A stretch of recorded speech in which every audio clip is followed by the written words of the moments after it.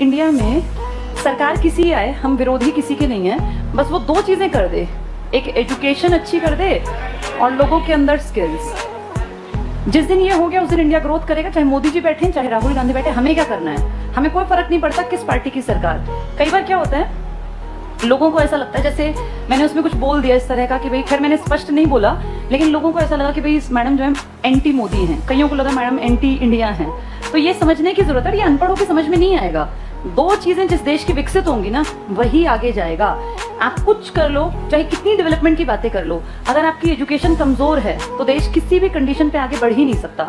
आपके देश में ये नो डिटेंशन पॉलिसी, इसने सब भट्टा बैठा दिया पूरे देश का। वो जो बच्चे की पढ़ने की उम्र थी ना, जिसमें हम याद करते थे, डर के मारे ही सही चीजों को लर्न करते थे।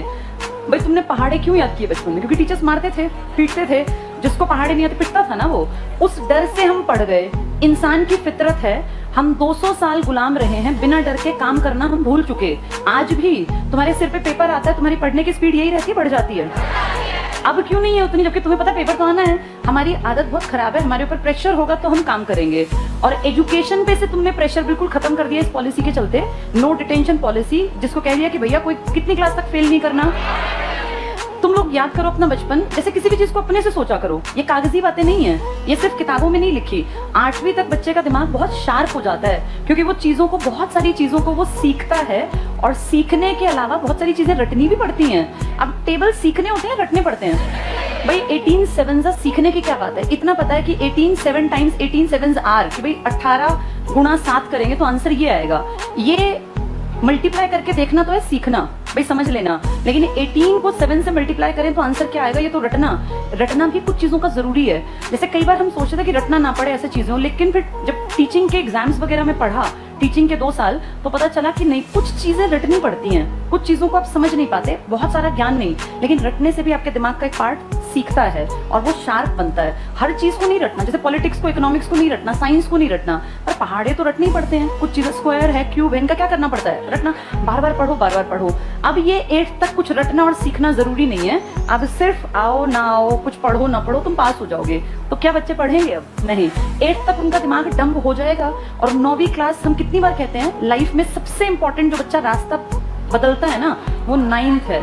यहाँ से 2 रास्ते निकलते हैं, एक सही दिशा में जाएगा और एक गलत। आप खुद देखना, आपके घर में छोटे भाई बहन हो, कोई भतीजा भांजा भांजी कोई हो, 8th तक बच्चे का बिहेव बच्चे वाला होता है। 9th में आते ही उसका एक तरीका ही अलग हो जाता है। अब उसकी संगत पे फर्क पड़ेगा कि वो क्या पकड़ेगा। तुम्हारे भाषण से, तुम्हारे घर से, संस्कारों से फर्क नहीं पड़ेगा। और यहाँ संगत गलत होने के चांसेस ज्यादा इसीलिए हैं क्योंकि उसको 8th तक तो पढ़ना ही नहीं आया। अब ये गाँव में जो नशे के इतने सारे साधन बन गए, इन सबसे लाइफ आसान बनेगी या मुश्किल बनेगी बच्चों की? पहले देखो, शराब पीने के लिए आदमी को शहर जाना पड़ता था, क्योंकि शराब की दुकानें शहर में थी। आज हर गांव के नुक्कड़ पर शहर की ये इसकी शराब की दुकान। कई गांव ऐसे हैं जिनमें एक गांव में 4-4 दुकानें खुल गई, 4 चौराहों पर, चारों तरफ। तो वहां किसी भी 16-17 साल के लड़के के लिए नशा जैसे अवेलेबल हो गया ना, 50-100 रुपए तो हर कोई अरेंज कर लेता है। उस टाइम पे, जैसे आज से पहले देखें, जब हम इतिहास पढ़ते हैं, गांधी क्या नशे पर रोक लगाने के पक्ष में थे? क्या 1930 में गांधी ने औरतों को नहीं कहा था कि शराब की दुकानों को बंद करवा दो? उस टाइम में और अब के टाइम में क्या अंतर है? अब आपकी सरकार, हाँ, ये तो और ज्यादा खुल रहे हैं, क्योंकि इनसे सरकार को बहुत मोटी कमाई होती है।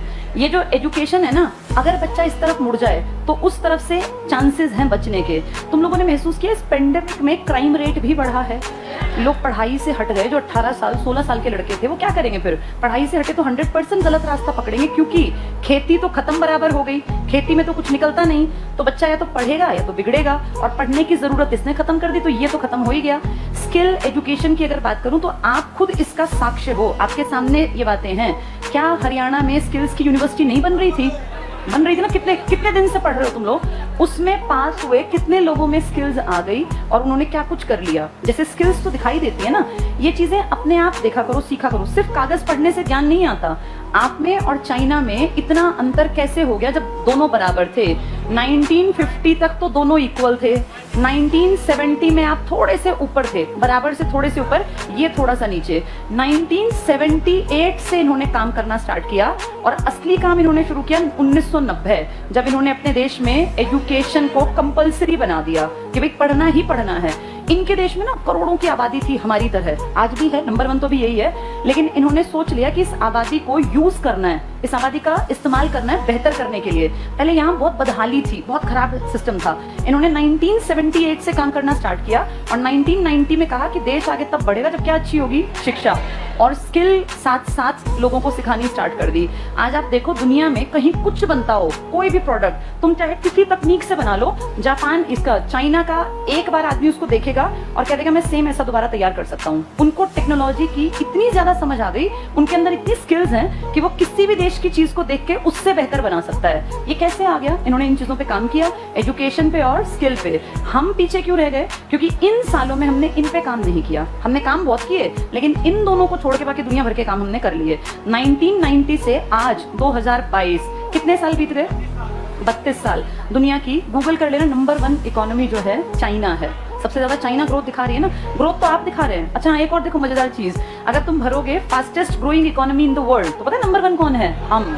लेकिन उसकी सच्चाई तुम भी जानते हो कि वो आंकड़े किस तरफ इशारा करते हैं। जिन्होंने जीडीपी में ग्रोथ रेट दिखाई जो बहुत अमीर बन गए, लेकिन असलियत तो हम नॉर्मल लोग जानते हैं ना।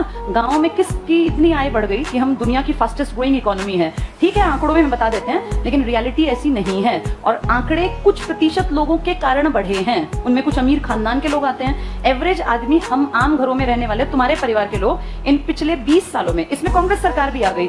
जैसे कुछ लोगों ने कहा कि मैडम आप बीजेपी के विरोधी क्यों हूँ? भाई मैं बीजेपी के विरोधी कहां से हूं? मैंने तो पेंशन की बात कौन से साल की है? 6 में किसकी सरकार थी? तो कांग्रेस की सरकार के बारे में कहा कि पेंशन बंद कर दी, तो उसमें बीजेपी कांग्रेस का मुद्दा ही नहीं है। मुद्दा ये है कि भाई हमारा जनता का क्या हुआ है, और वो करने वाला कोई ना कोई तो है जो पावर में बैठा है। ये चीज गलत है और इसका विरोध मुझे लगता है पूरे देश के हर युवा को करना चाहिए जो गलत हो रहा है। सरकार शिक्षा से अगर चीजों को छीन रही है तो गलत है। सरकार अगर कहती है भाई शिक्षा मेरी जिम्मेदारी नहीं, स्वास्थ्य मेरी जिम्मेदारी नहीं, तो फिर तो गलत है। जैसे कई लोग कहते हैं कि प्राइवेट देश आगे निकलते हैं जो प्राइवेटाइज्ड चीजों को कर देते हैं। मान लिया प्राइवेटाइजेशन के मैंने कई बार एग्जांपल दिए क्लास में। प्राइवेटाइज होने पर तुम्हें अपनी सब चीजें बदलनी पड़ेंगी। इंडिया के लोगों में अभी वो क्षमता नहीं है कि हम प्राइवेट सेक्टर को पूरी तरह से अपने में रमा लें। पता है प्राइवेट सेक्टर में क्या होता है? सर्वाइवल ऑफ द फिटेस्ट, यही थ्योरी चलती है। आप वहाँ इंटरव्यू देने जाओगे तो आपके कपड़े, आपके जूते, हर चीज मैटर करती है वहाँ। आप सरकारी संस्थान में पेपर देने जाते हो, चप्पल पहन जाओ, क्या फर्क पड़ता है? आपके कपड़े फटे भी हैं तो भी कोई देखने वाला नहीं है, अगर आप इंटेलिजेंट हैं। प्राइवेट में जाने के लिए पहले हमें काबिल भी तो बनना पड़ेगा ना। ये इतनी बड़ी देश की आबादी नाकाबिल है, बहुत सारे भारत के लोग। गलती उनकी नहीं है, गलती है एजुकेशन सिस्टम की। 12वीं करने के बाद कुछ सीखता ही नहीं बच्चा। तुम अपने आप भी देखो, तुम 12वीं कर गए, क्या सीखा हम लोगों ने स्कूलों में? कुछ नहीं। अपने देश में वोकेशनल एजुकेशन के नाम पे कुछ है ही नहीं। टेक्निकल चीजें फ्लॉप। एक एग्जांपल आपको देती हूँ। आईटीआई सबको पता है ना? आईटीआई क्यों बनाई गई होंगी?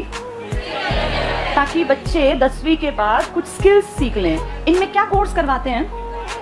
प्लम्बर का, इलेक्ट्रीशियन का ना, ये कोई चीज ठीक करने का, यही सिखाते हैं ना। तुम सबने आईटीआई के हालात देखे हैं, क्या आईटीआई वास्तव में काम कर रही हैं? तुम अब जैसे हम कहें ठीक है सरकारी आंकड़ों में हो सकता है आईटीआई के रिजल्ट 100% आते हो, पर तुम और मैं भी तो देखते हैं आईटीआई की हालत। हर शहर में आईटीआई है। आईटीआई के बाहर तुम 10 मिनट खड़े होकर देख लो, छुट्टी के टाइम और सुबह के टाइम, वो जो बच्चे आते हैं तुम्हें दिखेगा कि इनको कुछ पढ़ाया लिखाया नहीं जाता। जैसे एजुकेशन और स्किल कहीं नहीं है, चाहे वो आईटीआई हो चाहे स्कूल हो। इसीलिए सिस्टम बैठता जा रहा है। जैसे सिर्फ आबादी, एक चीज और भी है। कई लोग क्या कहते हैं कि आबादी के कारण ऐसा हो रहा है। एक प्रॉब्लम है तुम्हारी जिंदगी में, उस प्रॉब्लम को पहले मान लो, लेकिन उसका उपचार भी तो करो। ये किसने कहा कि आबादी नहीं बढ़ रही है तो हमें दिक्कत नहीं है दिक्कत। लेकिन सिर्फ आबादी बढ़ने से दिक्कत है या सरकार की पॉलिसी भी गलत है?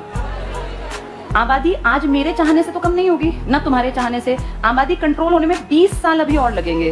उसके बाद आबादी पे देखना थोड़ा थोड़ा अपने आप कमी आएगी। कारण अब हमारी पीढ़ी के लोग कहाँ उतने, अगली पीढ़ी में 2 बच्चे 1 बच्चा, यही तो ट्रेंड है ना। लेकिन जो इतने बढ़े हैं उनको थोड़ा कम होने में टाइम तो लगेगा ना। अब तुम सोचो सारी चीजों का क्या कहते हैं कि मोदी जी क्या करें या सरकार क्या करे या कांग्रेस क्या करे, आबादी ज्यादा है। एक पार्ट ये मान लो, एक्सेप्ट कर लो कि हाँ आबादी ज्यादा है। अब इसके आगे क्वेश्चन मार्क, इसके बावजूद हमें क्या चाहिए? तो इसके लिए काम करो, इसके लिए भी तो काम करो ना। आबादी ज्यादा है कह के बस लीपापोती कर दें, चाहे कांग्रेस सरकार चाहे बीजेपी चाहे कुछ भी है, फाइनली तो हमें ये चाहिए ना। और इसका रास्ता सिर्फ वही 2 तरीके हैं, एजुकेशन और स्किल। उनको सुधार लेंगे तो देश बढ़ेगा, वरना देश जीरो।